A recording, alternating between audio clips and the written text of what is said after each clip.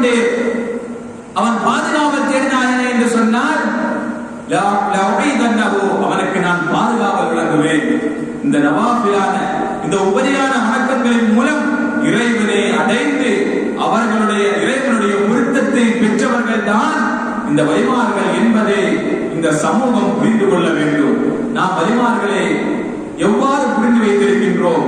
இப்பொழுது வளரக்கூடிய சமூகம் வலிமார்கள் என்பதை எவ்வாறு புரிந்து வைத்துள்ளது?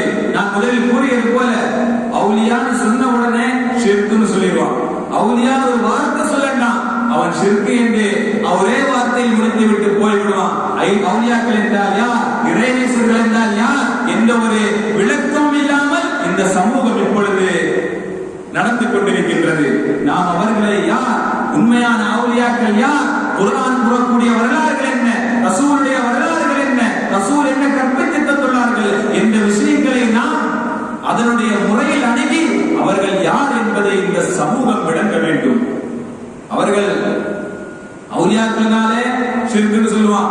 கராமத்து பக்கம் போனா முடிஞ்சது, களம் முடிஞ்சது. அவர்கள் கராமத்து செய்வார்கள் சொன்னாலே அவன் பேச்ச கேட்கவே மாட்டான், போயிட்டே இருப்பான். அந்த நிலைமைக்கு இந்த சமூகம் இருந்து கொண்டிருக்கிறது. என் குர்ஆன்களில் குர்ஆனிலே எத்துணை வரலாறுகளை இறைவன் கூறுகின்றார் கராமத்துடைய விஷயத்தில். என் மரியம் அலைஹிஸ்ஸலாத்து வஸ்ஸலாமை எடுத்துக் கொள்ளுங்கள். நாம் அதிகமாக ஓதக்கூடிய சூரா, அந்த சூராவிலே மரியம் அலைஹிஸ்ஸலாத்து வஸ்ஸலாம் இறைவனுக்காக நிகழ்ச்சி செய்யப்பட்டவர்கள். அவர்கள் பிறக்கிறார்கள். அவர்களுக்கு பள்ளிவாசலுடைய அருகிலே ஒரு திரைமறைவை கொண்டு அவர்கள் அங்கே இருத்தப்படுகிறார்கள். அவர்கள் அங்கிருந்து இறைவனை வணங்கி தியானத்திலே ஈடுபட்டு இறைவனின் பக்கம் நெருங்கிறார்கள். ஒரு நாள் ஜக்கரியா அலைஹிஸ்ஸலாம் தான் மரியம் அலைஹிஸ்ஸலாத்து வஸ்ஸலாம் அவர்களுடைய பொறுப்பாளி, வளர்க்கக்கூடிய ஒரு பொறுப்பாளியாக இருந்தார்கள். ஜக்கரியா அலைஹிஸ்ஸலாம் அவர்கள் எப்பொழுதெல்லாம் மரியம் அலைஹிஸ்ஸலாத்து வஸ்ஸலாம் அவர்களிடத்திலே வருகிறார்களோ அவர்களிடத்திலே இருப்பதெல்லாம் புதிய பழங்கள், அதாவது அந்த ஊரிலே கிடைக்காத பழங்கள் எல்லாம் அவங்கள்ட்ட இருக்கும். அவங்க உள்ளதான் இருப்பாங்க.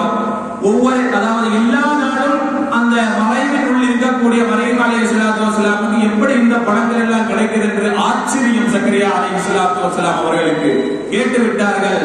قال يا مريم أنى لك هذا, மரியமே புதிய பழங்கள் எல்லாம் உனக்கு கிடைக்குதே, இது எங்கிருந்து வருது? நீ வெளியே போக மாட்டேங்கிறா, நீ வெளியே எந்த தேவைகளுக்கு தன்னுடைய சுய தேவைகளுக்காக போய்விட்டு திரும்பவும் தன்னுடைய இடத்திலே இருந்து அமரக்கூடியவர்களாக இருந்தார்கள் மரியம் அலைஹிஸ்ஸலாத்து வஸ்ஸலாம். இந்த பழம் எல்லாம் உனக்கு எங்க கிடைக்குது கேட்டப்ப قالت هو من عند الله, இது என்னுடைய இறைவனிடத்திலிருந்து வருது. எப்படி வந்து இறைவனிடத்திலிருந்து? வானத்திலிருந்து இறங்கி வந்தது.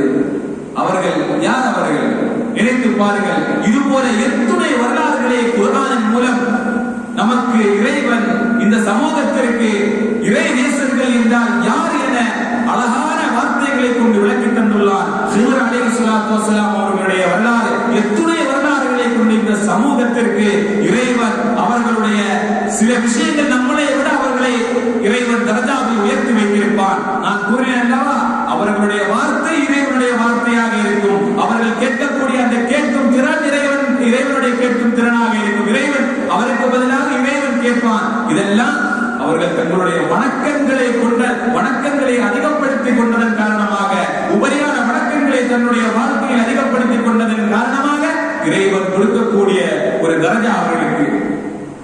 எத்துணை சம்பவங்கள் நமக்கு சொல்ல முடியும்.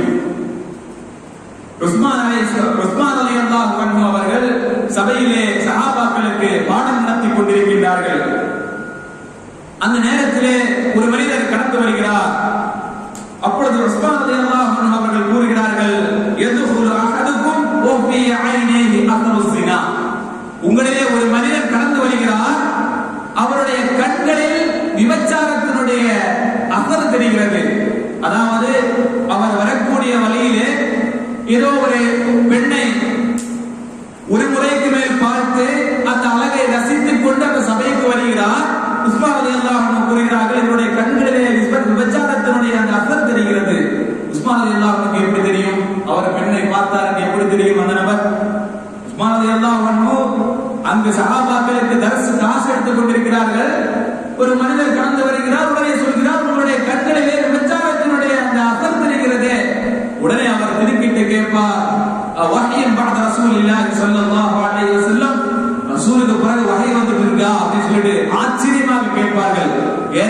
இந்நாளுக்கு நம்ம வந்தது யாருமே பார்க்கல, இந்த சபையில் இருக்கக்கூடிய யாரும் நம்ம பார்க்கல, ஆனா நம்ம செய்த விஷயத்தை கரெக்டா அவர்கள் சொல்கிறார்களே, இவருக்கு மிகப்பெரிய ஆச்சரியம். இதுதான் இறைவன் அவர்களுக்கு கொடுக்கக்கூடிய சில தரஜாக்கள், நம்மை விட சில தரஜாக்களை அவர்களுக்கு கொடுப்பார்.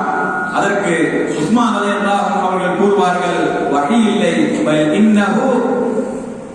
இன்னஹு ஃபிராசத்துல் முஃமின், அது முஃமினுடைய அகப்பார்வை. அது சில பேர்களுக்கு தான் இறைவன் கொடுப்பான்.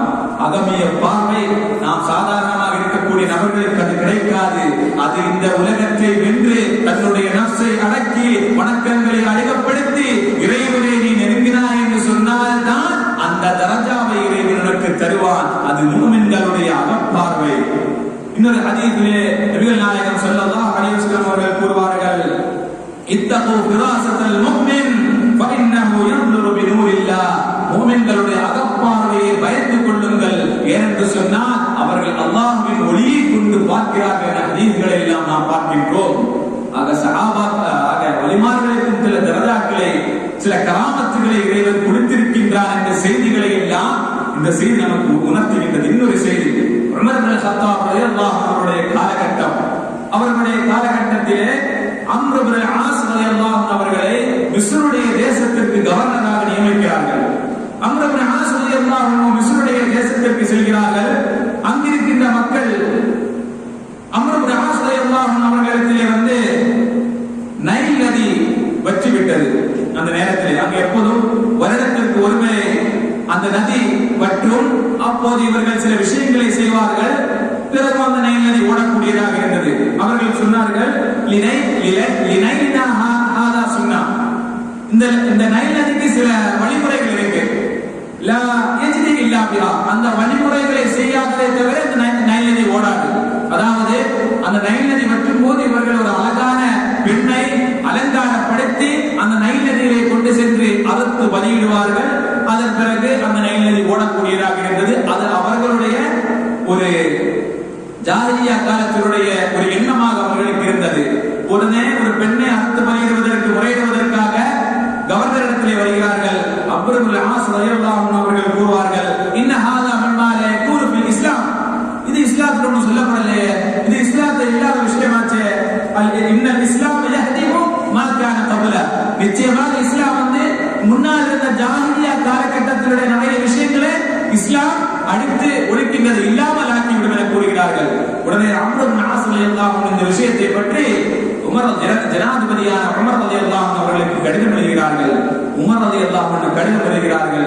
உமர் ரலியல்லாஹு அன்ஹு திருப்பி ஒரு காகிதத்திலே எழுதுகிறார்கள், இந்த காகிதத்தை கொண்டு அந்த நைல் நதியிலே போடுங்கள், அந்த நைல் நதி ஓடும் என சொல்லி ஒரு காகிதத்தை எழுதுகிறார்கள். என்ன எழுதுகிறார்கள் தெரியுமா? நைல் நதியே ஃபஇன் குன்த தஜ்ரி மின் கிபலிகி ஃபலா தஜ்ரி, நைல் நதியே நீ உன்புறத்திலிருந்து உன்னுடைய சக்தியை கொண்டு நீ ஓடினாய் என்று சொன்னார், நீ ஓடாதே. ஃபலா ஹாஜத்துலனா, அதனுடைய தேவையும் எங்களுக்கு இல்லை. வலாக்கின் இன்னமா தஜ்ரி பிஅம்ரில்லாஹில் வாஹிதில் கஹ்ஹார், நீ அல்லாஹ்வுடைய அடக்கி ஆளக்கூடிய ஏக இறைவனாகிய அல்லாஹ்வுடைய உத்தரவை கொண்டு நீ ஓடினாய் என்று சொன்னார். வஹுவல்லதி யுஜ்ரி, அவன் உன்னை ஓட்டினான் என்று சொன்னார். வனஸ்அலுல்லாஹ தஆலா அன் யுஜ்ரி, அல்லாஹ்விடத்தில் நாங்கள் கேட்கின்றோம் உன்னை ஓட்டுவதற்காக, உன்னை மீண்டும் அந்த வற்றிப்போன நதியை ஓட்டுவதற்காக இறைவனிடத்திலே கேட்கின்றேன் என்று ஒரு காகிதத்திலே எழுதி நைல் நதியிலே போட சொல்வார்கள். அதுபோல அந்த மக்களும் செய்தார்கள். அடுத்த நாள் நைல் நதி ஓடுகின்றது. அதன் பிறகு வற்றவே இல்லை. இதெல்லாம் என்ன விஷயத்தில் உள்ளது என்பதை நாம் சிந்தனை செய்து பார்க்க வேண்டும். ஆக வலிமார்களுக்கு, இறைநேசர்களுக்கு இறைவன் சில தரஜாக்களை அவர்களுடைய அந்த ரப்பினுடைய நெருக்கத்தின் காரணமாக சில தரஜாக்களை அவர்களுக்கு இறைவன் கொடுத்திருக்கின்றான் என்பதில் எந்த சந்தேகமும் இல்லை. இன்று நாம் பார்க்கக்கூடிய இந்த ஆன்மீக துறையிலே சிறந்து விளக்கிய முஹியுத்தீன் அப்துல் காதிர் ஜிலானி கத்தஸல்லாஹு சிர்ரஹுல் அஸீஸ் அவர்கள் கூறுவார்கள், லஅத் துன்யா ஃபீ யதிக வலா தர ஃபீ கல்பிக், இந்த உலக வாழ்க்கை, இந்த உலகத்தை நீ உன்னுடைய கையில் வைத்துக் கொள், உன்னுடைய இதயத்தில் ஒருபோதும் இந்த உலகத்தை நீ வைத்து விடாதே. ஏனென்று சொன்ன இன்னொரு இடத்திலே சொல்வார்கள், கையில் வைப்பதும் கூடும், அதுபோல உன்னுடைய பாக்கெட்டில் வைப்பதும் கூடும். ஆனால்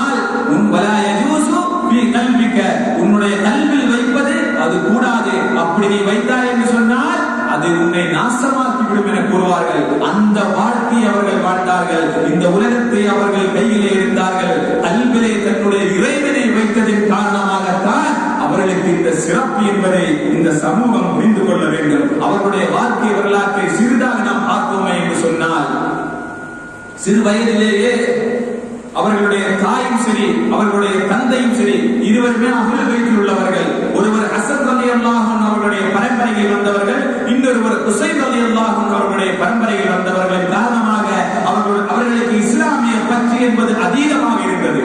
அதனால் தன்னுடைய மகனை இஸ்லாமிய அந்த முறைப்படி அவர்களை வளர்க்க ஆரம்பித்தார்கள். சிறு வயதிலேயே குர்ஆனை மனனம் செய்து விட்டார்கள். சிறு வயதிலேயே 10 வயதாகிய பொழுது தன்னுடைய தந்தை வஃபாத்தாகி விடுகிறார்கள். இன்றைய தாய்மார்களுக்கு ஒரு பாடம். அப்துல் காதிர் ஜீலானி கத்தஸல்லாஹு சிர்ரஹுல் அஸீஸ் அவர்களுடைய தாயிலிருந்து இன்றைய தாய்மார்களுக்கு ஒரு பாடம். அந்த 10 வயதிலே தன்னுடைய தந்தை மரணித்த பொழுது எந்த அளவிற்கு அந்த மகனை அவர்கள் உருவாக்கினார்கள் என்பதை நாம் சிந்தனை செய்து பார்க்க வேண்டும். 18 வயதாகின்றது. ஈரானிலே ஜீலான் என்ற நகரத்திலே பிறந்த அவர்கள் 18 வயதுக்கு அப்புறம் படிக்கக்கூடிய ஒரு சுற்று வட்டாரம் இல்லை, ஒரு சிறிய ஊரில். அதனால அங்கிருந்து வெளியே போய் ஆக வேண்டும். அந்த காலகட்டத்திலே பகதாத் என்பது கல்வியிலே மிகப்பெரிய சிறந்து விளங்கிய மிகப்பெரிய நகரமாக திகழ்ந்தது. 18 வயதாகிறது. கல்விக்காக வேண்டி வெளியே செல்ல வேண்டும். தாயிடத்திலே அனுமதி கோருகிறார்கள். தாய் அனுமதி கொடுக்கிறார். நமக்கு எல்லோருக்கும் தெரியும், அவர் அந்த 18 வயதிலே கல்வி கற்க சென்ற போது கூட ஒரு கொள்ளை கூட்டத்தை இஸ்லாமிய சமூகத்திற்கு மாற்றிக்கொண்டுதான் அவர்கள் தன்னுடைய வாழ்க்கையினுடைய அந்த பயணத்தை, இறை பயணத்தை அவர்கள் தொடங்கினார்கள் என்பது நமக்கு எல்லோருக்கும் தெரியும். அவங்க போகும்போது 40 பொற்காசுகளை தன்னுடைய சட்டை பாக்கெட்ல வைத்து கைத்து கொடுத்து, மகனே உன்னுடைய தேவைக்காக வேண்டி இதனை நீ செலவழித்துக் கொள் என்று கூறிக்கொண்டு, நீ அதன் பிறகு ஒரு வார்த்தையை கூறுவார்கள், நீ யாரிடத்திலும் பொய் பேசக்கூடாது, எந்த நிலை ஏற்பட்டாலும் நீ உண்மையை தான் பேச வேண்டும் என்ற ஒரு வார்த்தையை அவர்களுக்கு சொன்னார்கள். அந்த வார்த்தையை பற்றி பிடித்துக் கொண்டு தாயினுடைய வார்த்தையை மீறாதவர்களாக இன்றைய சகோதரர்கள், இன்றைய சிறு பிள்ளைகள் இந்த விஷயங்களை புரிந்து கொள்ள வேண்டும். அவர்களுடைய வாழ்க்கையிலே மிகப்பெரிய படிப்பினைகள் இருக்கின்றது. அந்த தாயினுடைய சொல்லை தட்டாமல் அவர்கள் செல்கிறார்கள். ஒரு ஒட்டக கூட்டத்திற்கு கூட அவர்களை அனுப்பப்படுகிறார்கள். ஒட்டக கூட்டத்திற்குள் செல்லும் பொழுது ஒரு வழிப்பறை கொள்ளையர்கள் வந்து அந்த ஒட்டக கூட்டத்தினுடைய அனைத்து நபர்கள் வைத்திருந்த பொருட்களை எல்லாம் கொள்ளையடித்துக் கொண்டு இந்த சிறுவனிடத்திலே வருகிறார்கள். வந்து கேட்கிறார்கள், என்னிடத்தில் என்ன உள்ளது? பதில் கூறுகிறார்கள், என்னிடத்திலே 40 பொற்காசு உள்ளது. தேடி பார்த்தா எங்கே இல்லை. அப்ப திருடன் நினைச்சுட்டான், இது இவர் போய் சொல்றாரு, சின்ன பிள்ளை இல்ல, ஒண்ணும் காணாது, கண்டிப்பா காணாது சொல்லி அவர் திரும்பி செல்கிறார். இன்னொரு திருடன் வந்து கேட்கிறான், அதே பதிலை கூறுகிறார்கள். உடனே கொள்ளை கூட்டை தலைவனிடத்திலே இவர்களை கொண்டு செல்கிறார்கள். உடனே இவர்களை ஆராய்ந்து பார்த்த பொழுது 40 பொற்காசுகள், அவர் சொன்னது போலவே 40 பொற்காசுகள் தன்னுடைய சட்டை பையிலே வைத்திருந்தார்கள். உடனே அந்த கொள்ளை கூட்ட தலைவன் கேட்பான், நீ 40 பொற்காசுல வச்சு ஏன் உண்மையை சொன்ன? நாங்கதான் கொள்ளையடிக்க போறோமே, உனக்கு தெரியுமே, நீ பார்த்தாயே, திரும்ப ஏன் உண்மையை சொன்ன? உன்னைக்கு நீ பொய் சொல்லி தப்பிச்சிருக்கலாமே என்று சொன்ன பொழுது அவர்கள் வார்த்தையை கூறுவார்கள், என்னுடைய தாய் சொன்னார்கள், நீ எந்த நிலை ஏற்பட்டாலும் நீ உண்மையை பேசி என கூறுவார்கள். உடனடியாக மனம் மாறுவான் அந்த கொள்ளை கூட்டத்தின் தலைவர்.